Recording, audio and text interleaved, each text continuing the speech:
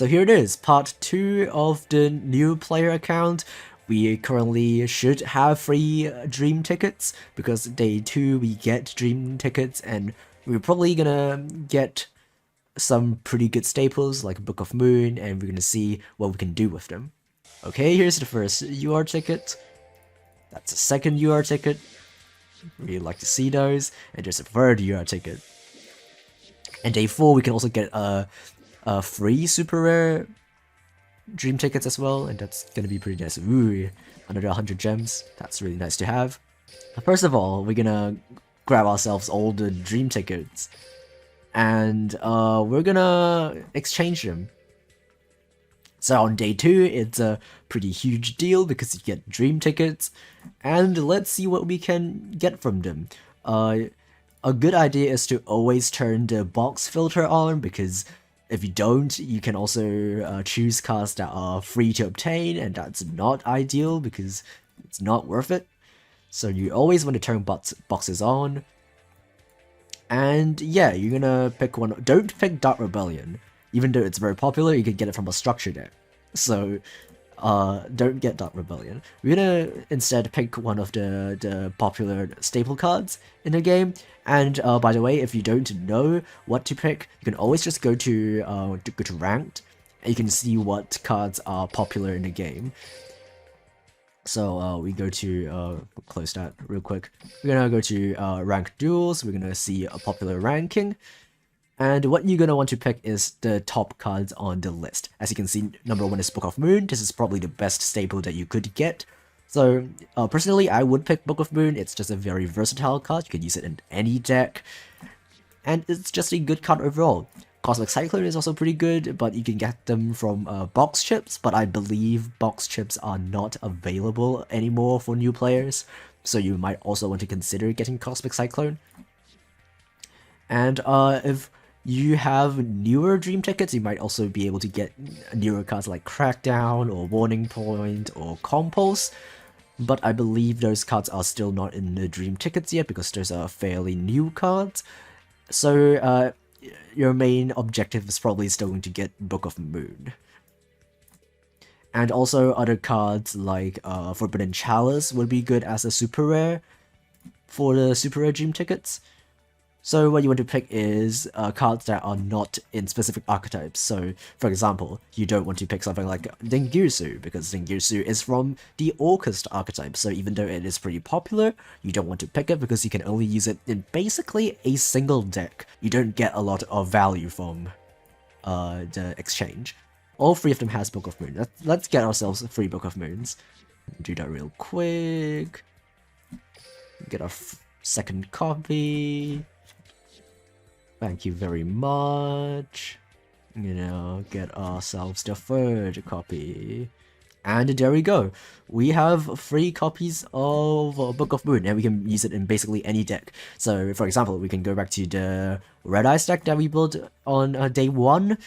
It's good enough for low ranked, but if you add Book of Moon, the deck is going to be a lot better. So we're going to use our 3 copies of Book of Moon, and we're going to remove some of the cards that we don't really need. For example, we could remove Spike Shield with Chain, or maybe even 2 copies of White Elephant's Gift. Now we have a way to disrupt our opponent when we go first. Or even if we go second, we could prevent our opponent from activating their on-field monster effects.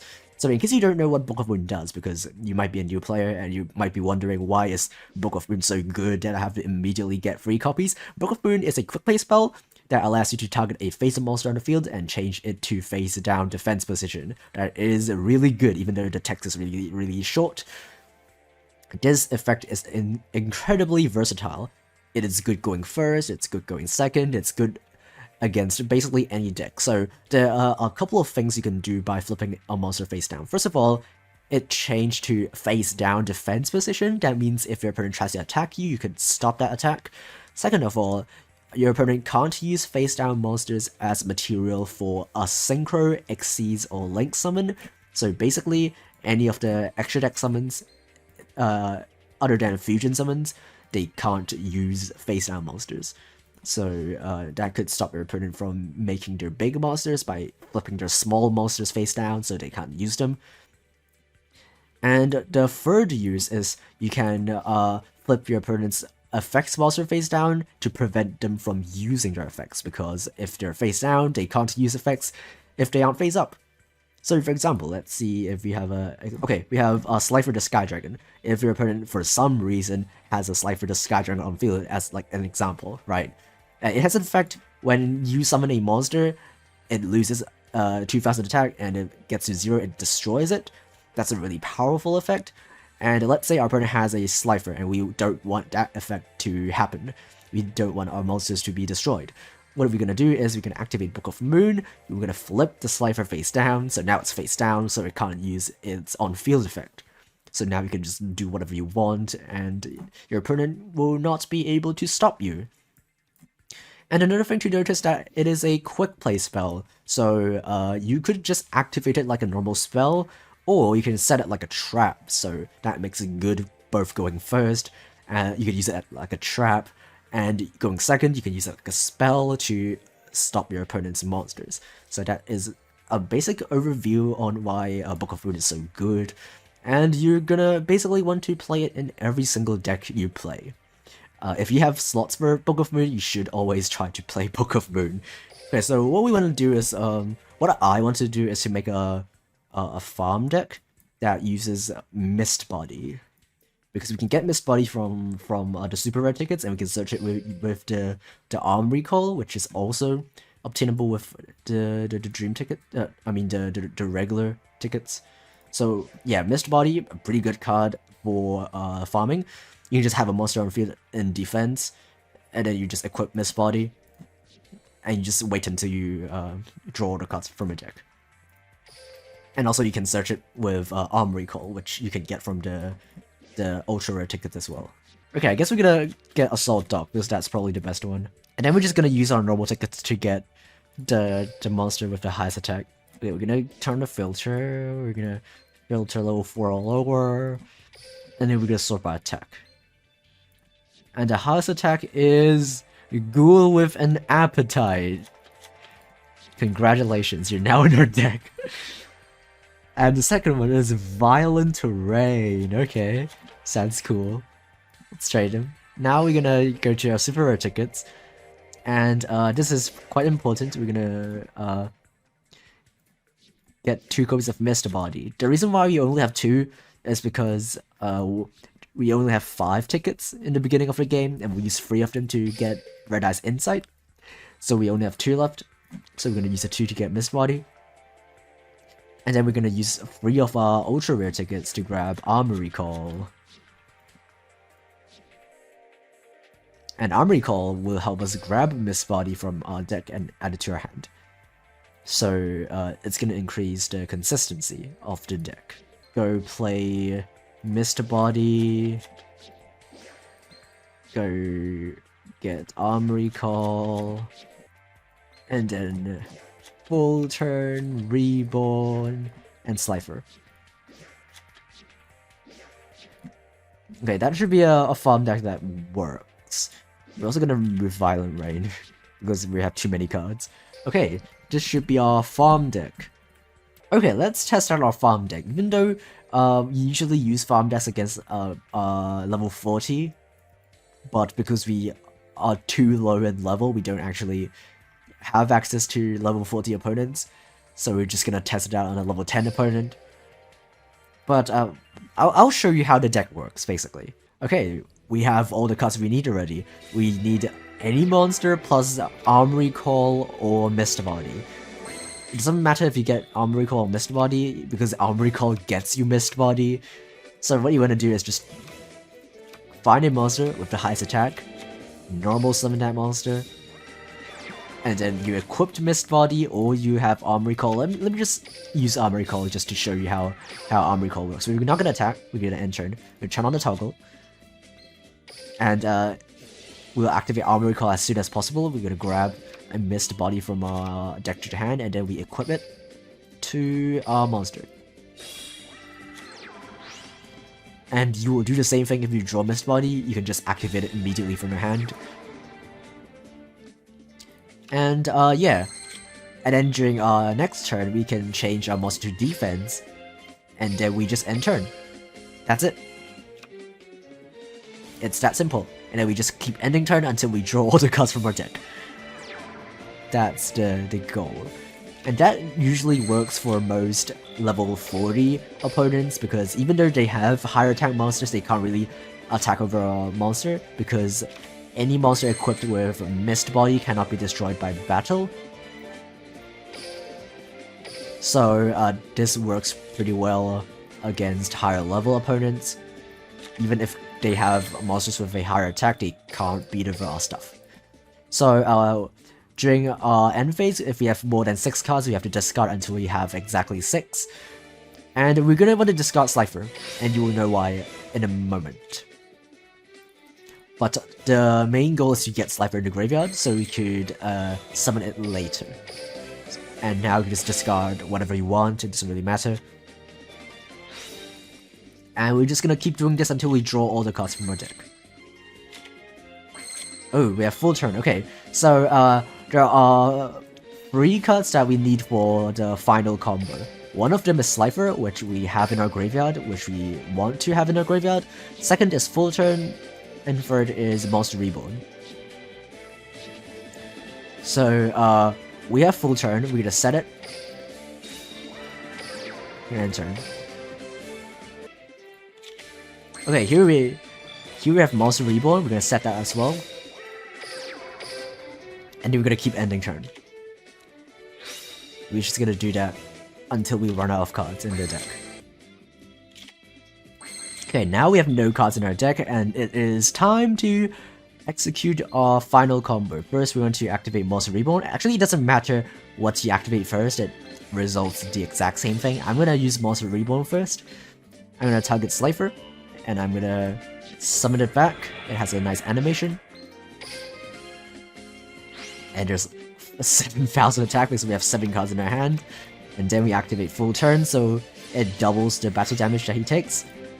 And now we just go to battle, and we attack the lowest attack position monster that our opponent has. And that's gonna deal a whole ton of battle damage. And that's it. And the reason why we're gonna do that, as you can see later, is we're gonna get a whole bunch of assessment points. As you can see, we are maxed out on rewards, because let's have a look at what we have. We have comeback victory because we won the game with lower life points than our opponent, because he healed. We have no damage because we didn't actually take any damage. Cards on the brink that will give you 500 points when you have a very little amount of cards left in your deck. That's why we waited until the very end. And then we played prismatic cards, each one gives you 200, I think. Glossy card, each one gives you 100. That's why we used the prismatic ultra rare ticket to get full turn. And because full turn and Monster Reborn and Slifer are all prismatics, we get 600. And then the reason why we doubled the battle damage is because we can go over a 10,000, and that gives you 3,000. That's a quite significant score boost. And there's a spell, trap, special summon, and here it is. Summon the Divine Monster. If you summon any of the 3 Egyptian gods, you get additional 1,000. That's why we used Slifer specifically. So that gives you a whole ton of points. And even if your opponent didn't heal, you usually get 8,000 as well, because if he didn't heal, we're gonna just have a regular victory instead of a comeback victory. And that will only give us 2,000. But even with 2,000, that is still enough scores for getting maximum rewards. So yeah, that's basically how the farm deck works. And as you play the game, you will be able to upgrade the farm deck. Now we're just using all of our low-level monsters as we could. We're just basically using any monsters that we have with the highest amount of attack.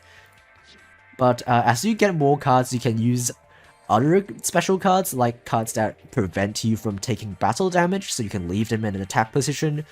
Or you could use cards that cannot be destroyed by battle, and you would use them instead of having to use Mist Body. So yeah, this farm deck should work pretty well for a lot of gate characters. It won't work for all of them because if your opponent has a way to get rid of your monster, they will be able to win. But if your opponent only has a big monster without any removal effects, this farm deck will be enough. And also Slifer plus Monster Reborn plus Action Magic Full Turn, these cards could work to basically turn any deck into a farm deck. So, for example, we had the Red Eye structure deck, right? We could use our Red Eye structure deck, the deck that we built for the deck that we use for Yugi. We could use those 3 cards and just chuck it in. We can chuck Slifer and Reborn and Full Turn in a deck like this. Maybe we'll remove the Book of Moons because Book of Moon is best used against ranked in PvP. So we can remove Book of Moon and then we can play Slifer, Monster Reborn, Full Turn, like this. And now it's a farm deck. Oh, maybe we remove Merfolk because it's limited to 1, so we can't play both. So maybe something like that. It will work because you can just do the exact same combo as we did in the game. We will have Slifer set up in the graveyard and we can summon it back with Reborn plus Full Turn, and we have 7 cards in our hand, and we will be able to still get a whole bunch of rewards from doing that. So that's why it's so useful to get a prismatic copy of Full Turn using one of your free ultra rare tickets. And also why I suggest getting Monster Reborn and Slifer as soon as possible is because of basically these 3 cards turn any deck into a farm deck. And that is pretty nice to have. Before we do anything else, I just remembered something that we could try to do. So we're gonna go to the box that has a Burning Abyss Farfa. Okay, so we're in this box and our goal is to get a single copy of Farfa. And once we get it, we're done. We're done with this box. We even got the super rare. We still don't have Farfa. Come on! We're getting all the Burning Abysses. We got Evil Swarm Nightmare before Farfa. We just want a single Farfa. Please, please, please, Farfa. No! Okay, so even though we didn't get Farfa, we did get a copy of a Lich, or whatever this is called, which is basically Farfa, but less good, so we can use this instead. And since we have 1 copy of that Burning Abyss, what we can do is we can go to tickets, we can go to the rare tickets, and we could get another disruption that is pretty good for ranked games. And the card that we are getting will be 3 copies of Fiend Griefing. Whoop, that's too much. 3 copies of Fiend Griefing. And even though Fiend Griefing works on its own, you don't really need a Fiend for it to send. You get a free send anyway, so it's nice to have a Fiend for your Fiend Griefing to send. So, for example, here's our Red Eye deck. We're gonna play 3 copies of Fiend Griefing. And then we're gonna play Fiend for it to send. So what we do is we go there and we play 1 Lich. And then we remove some of the bad cards in the deck. Just take that away. And maybe the 2 Disciples. Okay, what Fiend Griefing does is that it targets a monster in your opponent's graveyard, it shovels it back to the deck, and then you send a Fiend monster from a deck to your graveyard. The send effect is optional, so even if you don't have a Fiend, the card will still work.